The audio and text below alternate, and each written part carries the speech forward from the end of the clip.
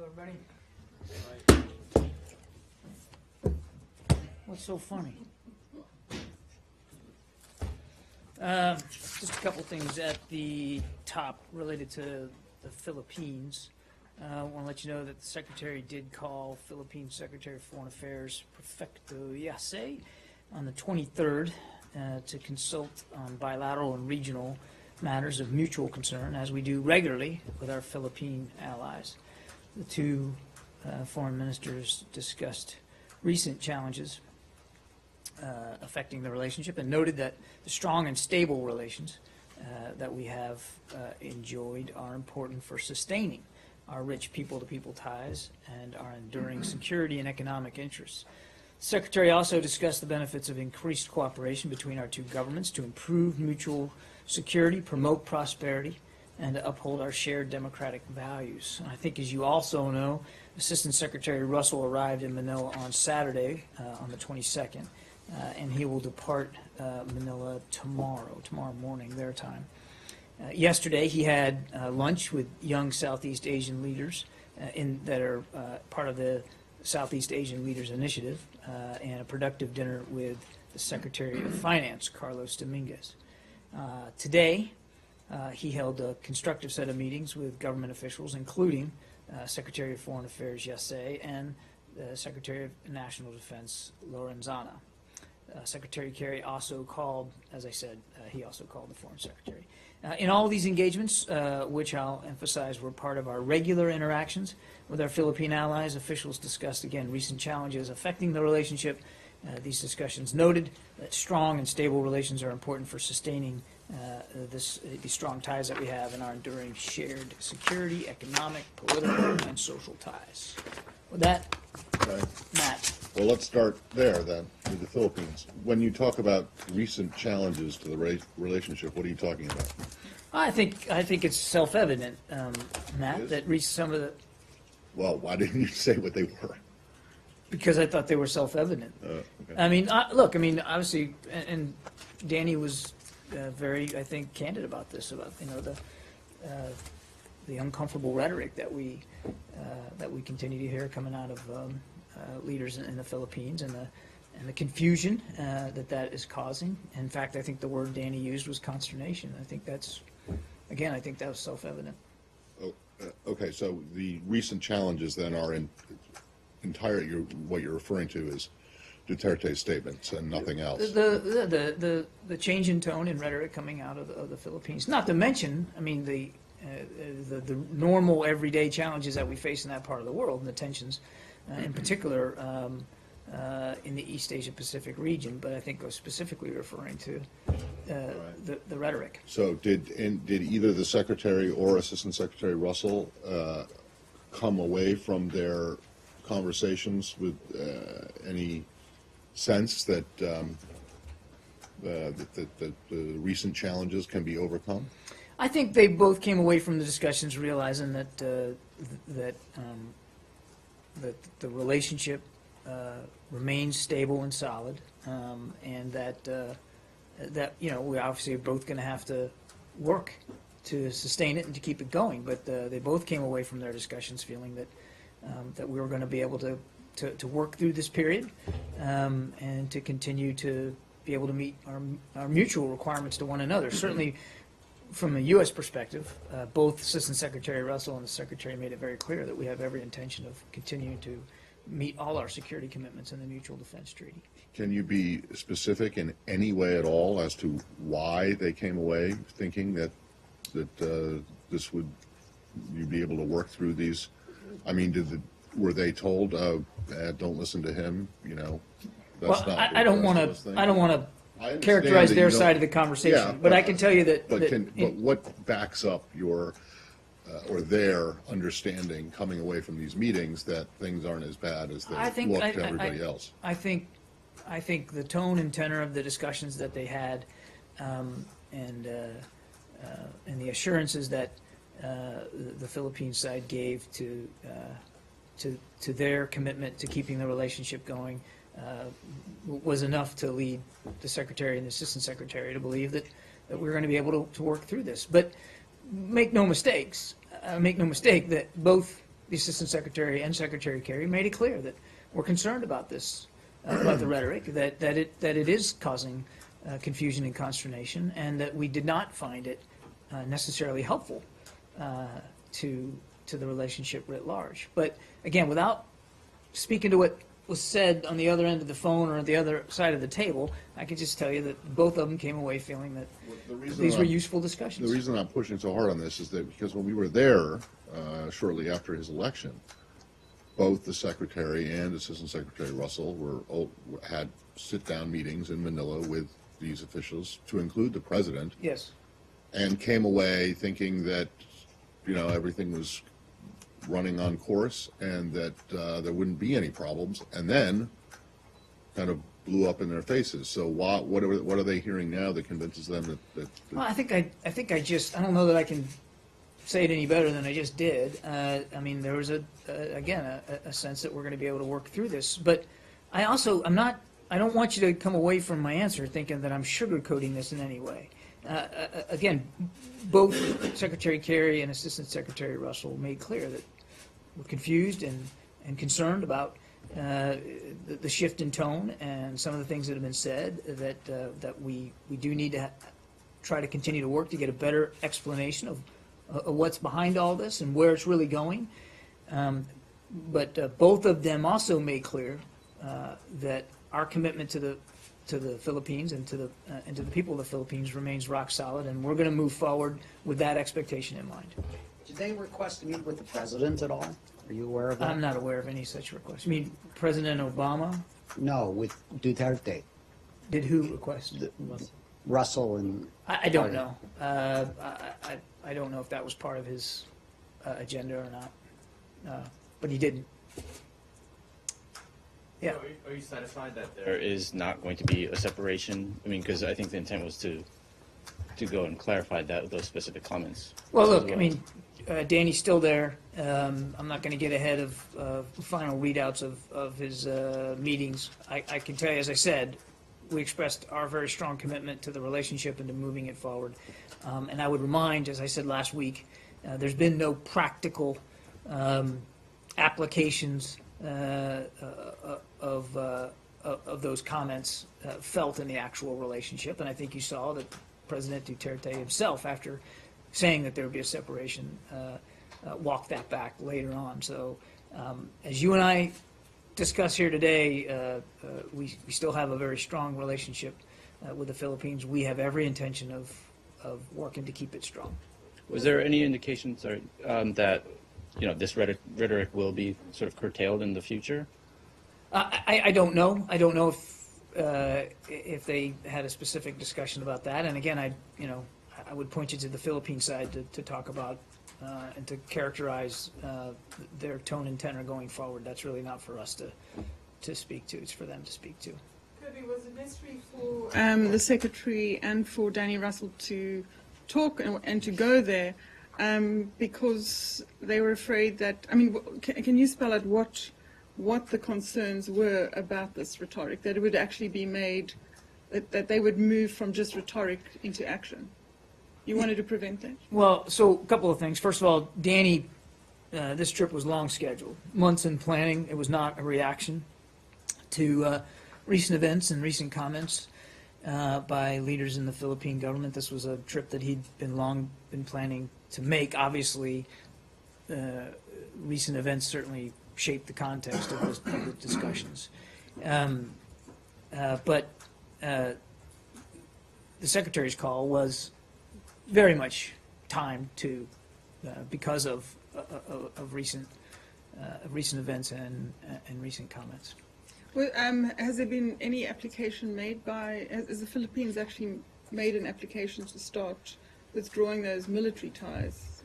Not that I'm aware of. Not that you're I'm aware of. As I said, I think just a few minutes ago, I mean, we've not seen any practical application of these comments actually bearing fruit in terms of physical, tangible changes in the relationship. But you figured that it had gone on long enough to really be concerned, because initially you just kept repeating that you were allies, and you seemed to kind of think that this was something that might blow over, but it hasn't. Well, I tried to address that on Friday. I mean, at the briefing. In fact, I I led the briefing with this because the comments about separation obviously were, significant comments, and we paid attention to that. And so I spoke to this on Friday, that those kinds of comments were certainly giving us pause for concern and some measure of confusion about where things are going, and that Danny was going to take advantage of this pre-planned trip to try to get a better understanding of what it meant. Now, since the comments were made about separation, as you saw, President Duterte sort of clarified, that doesn't mean that it wasn't still incumbent upon Danny in his conversations to raise our concerns, and he did, as did Secretary Kerry. But the relationship remains strong and close. It's our intention across the board as a government, not just here at the State Department, to keep that alliance strong and that relationship strong, whether it's through people-to-people ties or military-to-military ties, and we're going to, or government-to-government communications, and we're going to do that. And we've seen nothing on their side that would tell us that other than the comments, we've seen no practical application of the comments that would tell us that the Philippine government is moving away from that right now. But we're going to stay in close touch, obviously, going forward. Yeah, Can we stay in Asia? sure. North Korea. What could you tell us about this so-called Track 2 unofficial talks who were held in Malaysia over the weekend between North Korean officials and former U.S. officials? The Track 2 meetings, I think, are routinely held, a variety of topics. They're held around the world. They occur independent of the United States government and the government's involvement. We don't speak about the details of these private conversations. They're not government sponsored, and there's no government representation at them. So I'm really not at liberty to discuss the conversations in any more detail. So you just said that it happens independent of U.S. government. Does it mean that the two former U.S. officials who led the talks will not report to the U.S. government? I'm not aware of a readout. I can check on that, whether we, how and to what degree we're informed. I'll check on that. But being informed of the discussions doesn't speak to U.S. government involvement in them. So I'll check on that. I'm not aware that we have any readouts, and even if we did, I don't think it's the kind of thing that we would share publicly. But this isn't a new idea. These Track 2 discussions do happen on a fairly routine basis. Why did an informal dialogue in confidence? Because, as I said, there's no U.S. government involvement here. This is done by private citizens, and it's, typically they discuss a range of issues, but the United States government isn't sponsoring them, or not. There's no government involvement in it, so it wouldn't be appropriate for me to get up here and read them out. Yeah, yesterday, Chinese government remarked that there was a progress in talks. Has there been any progress in detail? Any progress in what? Detail. In what? Detail. In detail. Yeah. I'm not, again, if the comment made by the Chinese is about Track 2 discussions, I'm not going to get into that. What I can tell you is, and what we said before, is that we remain open to dialogue with the DPRK with the aim of returning to credible and authentic negotiations about the denuclearization of the peninsula. But as we've also said, the onus is on the North to prove that they're able, willing, and ready to join in those discussions through the six-party process, and they have not. How would Chinese government knew that this is informal talks between U.S. and North Korea? Yeah. But why Chinese involved this? Would they know Your details question about? assumes that that's what they're referring to, that they're reading out these discussions. I don't know that that's true, and even if it is true, you'd have to talk to the Chinese about that, not me. What will be the official dialogue in the new administration's progress for going forward? I'm sorry? If a new president become United States. Well, there will be a new president. Yeah, will be. Yes, will be. Is going forward this issue? I mean, Will the is new how- president move forward with? Yeah. I have no idea. Well, I because couldn't of- begin to possibly answer that question. This is an official dialogue, but The Track 2 stuff is unofficial. Yes. It's private citizens, and they talk about a range of issues. And there, as I said, they do this independent of any U.S. government involvement. That's why I'm not going to talk about the discussions. If your question is, will Track 2 kinds of discussions continue under a new administration, that's for the new administration to speak to. I simply couldn't answer that. But the North Korean representative is official members, their government, as I know. But this is civilian. But Kaluchi, former Ambassador Kaluchi, those all are civilian. But seems like the North Korean is planning to next step to going to officers. I think you have to call Pyongyang about that. I can't possibly know the answer to that question, and I can't speak to DPRK representation at these discussions. I can only tell you what they are from our perspective. Yeah. Syria, go ahead. Secretary Kerry has talked to Foreign Minister Lavrov today. Any details? He did speak to the foreign minister today, and they did talk about the situation in Aleppo, and the secretary expressed his concern about the renewal of airstrikes and ground attacks on Aleppo by the regime and by Russia. They talked about the importance of the continued multilateral discussions in Geneva, and how to try to continue to find a way to get a meaningful cessation of hostilities. And any update And on the delivery of humanitarian aid and assistance to the desperate people of Aleppo, which, by the way, even throughout these temporary pauses over the last several days, has yet to happen. any update on the talks in Geneva? Any progress? I don't have anything additional to read out to you. They're ongoing. And the Security Council will discuss this afternoon a new resolution on the situation in Aleppo. Are you aware of that? And do you expect any resolution? I don't have, I'd have to point you to the UN to speak to that. I don't have an update or additional information about any discussions up there in New York. Thank you. Yeah. Your tweet yesterday. So you noticed, somebody's reading them. It was very widely reported in the Kurdish press, so people really did see glad. it. I'm glad. And I don't think Matt looked at it, though. See? Huh?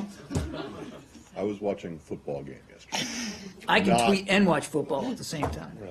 So you tweeted about the civilian casualties in air and our civilian casualties in air and artillery strikes in northern Syria causing concern. And could you provide further details on that?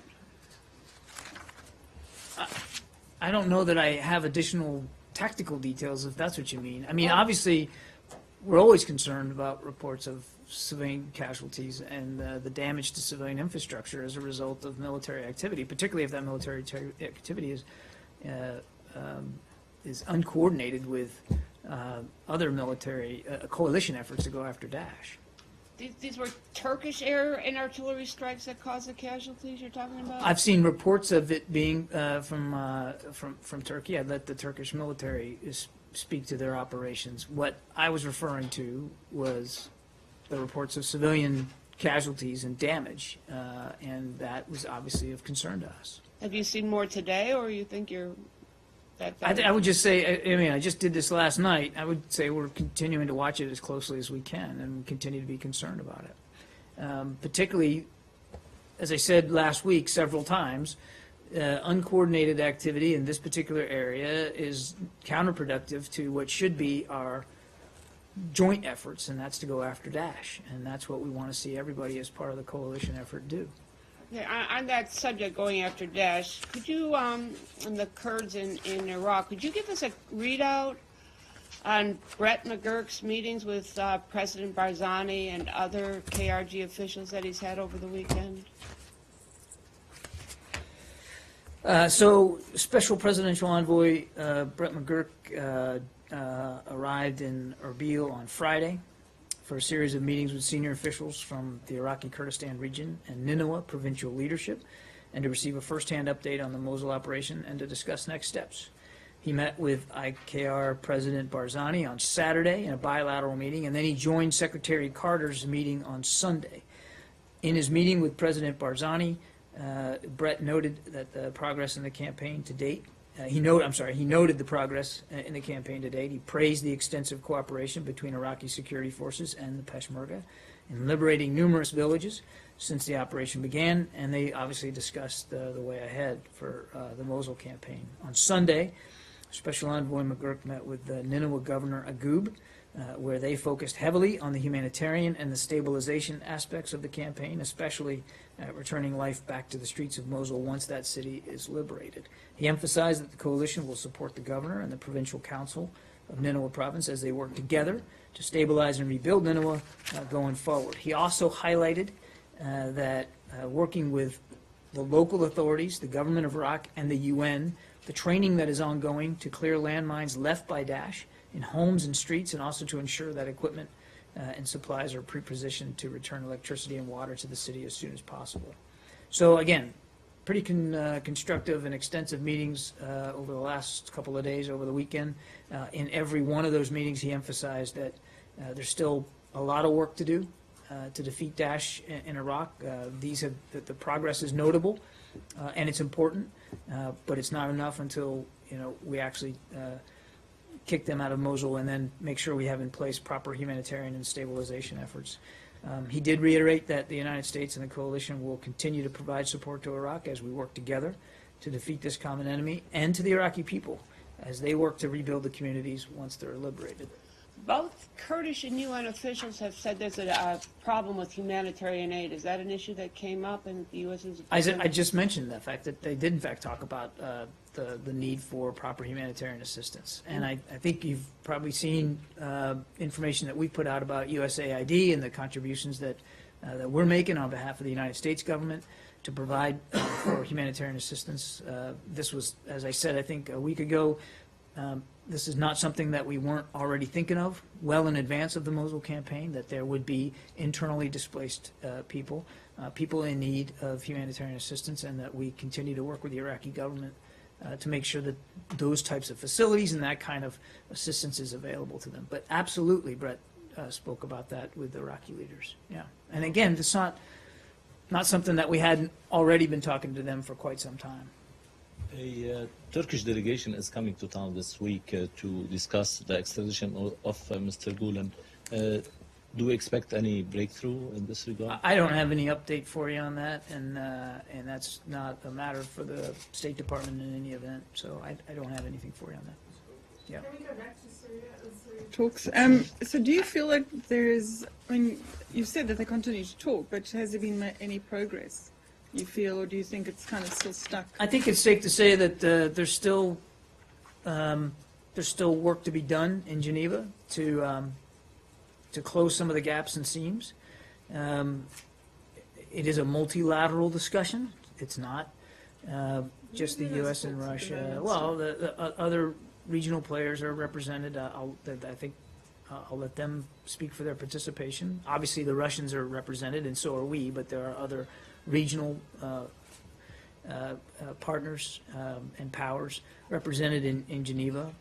But I think it's safe to say that we're not there yet. I mean, if we were, we would have, we'd have an agreement coming out of there in terms of a cessation of hostilities, and we don't here on Monday, the 24th of October. So we're going to keep at it. Is Iran there? Again, I'm going to let individual nations speak to their participation. Yeah. So, last Friday, a U.S. Navy destroyer sailed near Shisha Island, and also U.S. authority recently said they supported direct dialogue and negotiation between the Philippines and China.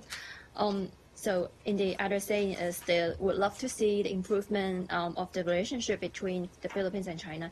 So, was the saying from U.S. government contradicted with what they have done in Shisha Island. The Paracel Islands? Is that what you're referring to?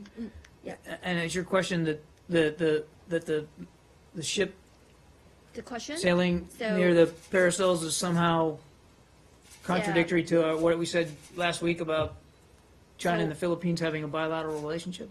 Yeah, because recently, including Daniel Russell, he said he supported the improvement of relationship between the Philippines and China Right. and support their direct dialogue and negotiation between these two countries. However, last Friday we saw the U.S. Navy destroyer sail into Shisha Island. Was the saying this contradicted with what the U.S. have done in Shisha No, Island? absolutely not. Absolutely not. As I said last week, we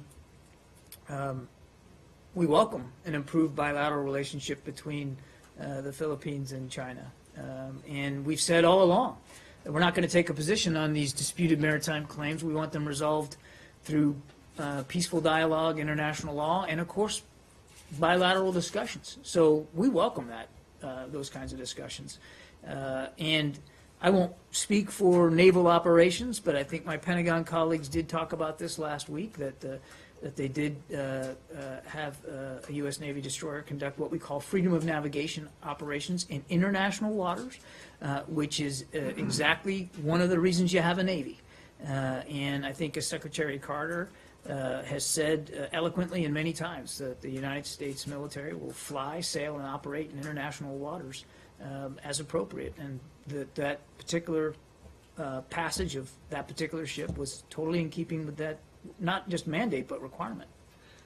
The second one, Deputy Secretary of State Blinken will travel to Beijing on October 29th to meet with Executive Vice Foreign Minister Zhang Yesui, continuing discussion including maritime issues.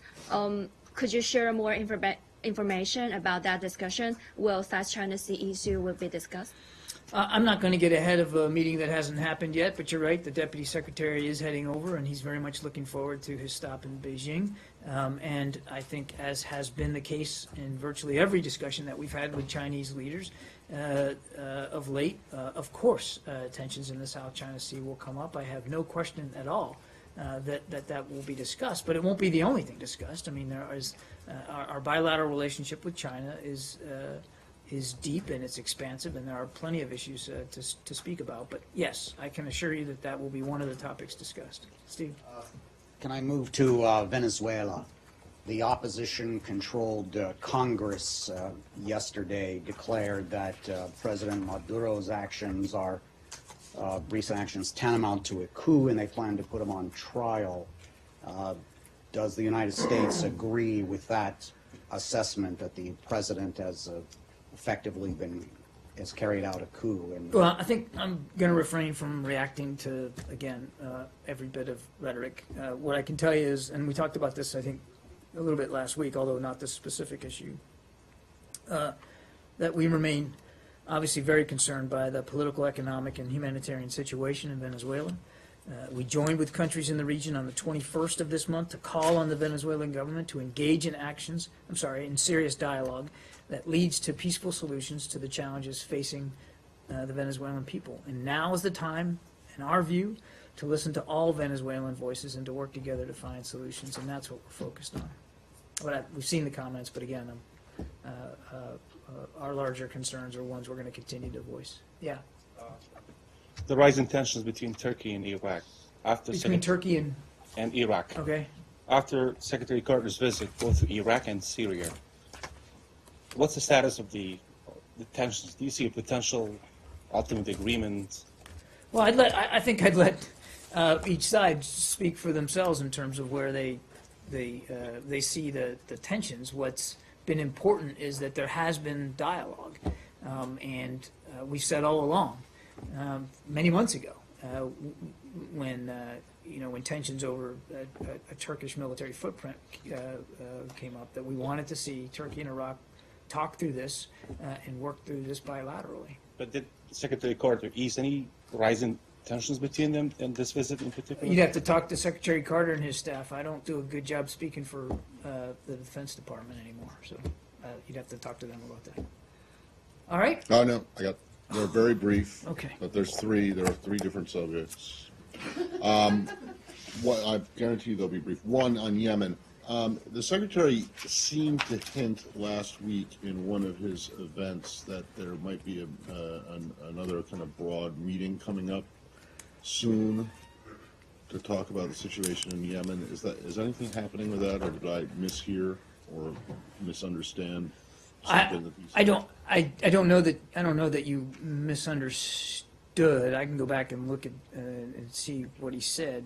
Obviously, we continue to watch the situation there very closely. I don't have any additional meetings to read out or to announce.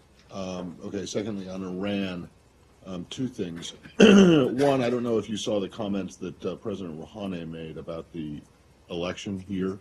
I did not. He said that it was a choice between bad and worse, and asked Iranians if they wanted the kind of democracy that the United States has that has produced this current election. You have anything to say about that? No, I don't. But back on, if I could, on Yemen, I do want to make a point. I know this wasn't your question, but I do want to make a point that again, we're watching the situation very, very closely. We continue to urge all sides to abide by and extend the renewable 72-hour cessation of hostilities and to refrain from acts that will further escalate the situation in Yemen. This extension, we believe, will create the space necessary for progress toward a political settlement in Yemen. And we call upon all parties to renew and adhere to their publicly stated commitments. This cessation, that if it's given time to hold, will allow urgently needed humanitarian aid to be delivered to all Yemenis, including in difficult places like Taiz and Sadaya. So I know that wasn't what you asked, but I thought it was important to lay out there that we are watching this closely and want to see this cessation of hostilities renewed. I'm sorry, you had a third? No, this is still part of my second. It also has to do with Iran. Question 2, part C or part D? Yeah. You got an issue with that? No. Yeah. No. I just wondered if you had They're seen. not quick, though. You said they were quick. I'm going quickly. You're the one who keeps making them longer. Secretary Kerry and Foreign Minister Zarif have been awarded the Chatham House Prize for concluding the Iran nuclear deal. You have any comment about that? Well, yes, they have been. And as you know, after almost 2 years of negotiation, we were able to conclude this joint comprehensive plan of action with Iran. The Secretary is grateful for being selected for this prize, and I think he'd be the first to tell you that it was very much a team effort internationally. With the other members of the P5+1, as well as the EU. Well, the EU was one of the 5, and then inside the interagency, a real team effort, particularly with the Secretary of Energy. So lots of hard work all the way around, and I think the Secretary would be the first to say that it absolutely was a team approach. Right, but I was getting more to the. My question is more about whether does the Secretary think that it is appropriate now at this stage where the deal is still being implemented, where there's still complaints from the Iranian side that it hasn't been implemented, and still criticism in the United States that you gave away too much for too little, that whether it's the timing of this award is well, I mean, appropriate. neither the Secretary nor Foreign Minister Zarif had any control over the timing of it. No, I know. And- I'm not saying that they did. I I'm think just wondering if he's comfortable accepting this award, given where we are with the. I think he's comfortable accepting it on behalf of the whole team that was involved in it, and I think the Secretary would take issue with the continued criticism about the degree to which the deal makes the region and the United States safer. He believes it does. About the degree to which Iran is complying with their commitments. Thus far, they have been, and so have we. And that that while the relationship with Iran is far from perfect, and they still continue to be a state sponsor of terrorism and conduct provocative and destabilizing activities in the region, that doesn't take away from the fact that the deal itself removes one significant destabilizer in the region, which would be in Iran with nuclear weapons. So, look, the Secretary wasn't seeking this award. He's grateful and thankful that he's been selected for it. More critically, he will accept it on behalf of everybody who worked on this in the United States government. And number two, he's much more focused on making sure that we continue to meet our commitments to the deal going forward, because he earnestly believes that the JCPOA does make the region safer and does make the American people safer. And then the third issue is Egypt. And I had asked last week when Mark was up there about this American citizen, Aya Hijazi, who has been held now for 900 days, I believe. Mark, when he spoke to my question, called for a due process and a speedy trial, and my response to him was that it's been 900 days. It doesn't seem so speedy. Why aren't you calling for her immediate release? Is that something that you would care to revisit? Well, I would say, one, we certainly remain very, very concerned about Aya Hijazi's continued detention in Egypt. As you rightly pointed out, more than 2 years after she was first arrested, she has neither been convicted nor set free.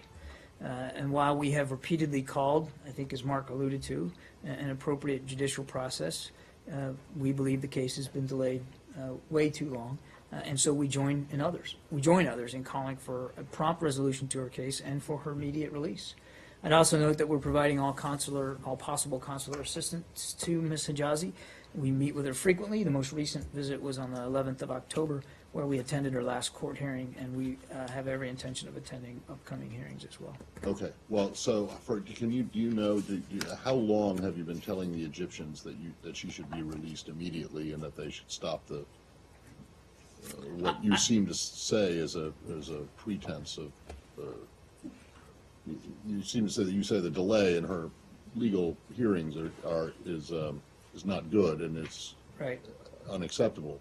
So when did you reach the determination that? I think we've been from the outset conveying our concerns about the appropriate judicial process in her case, and I don't have a date certain to tell you.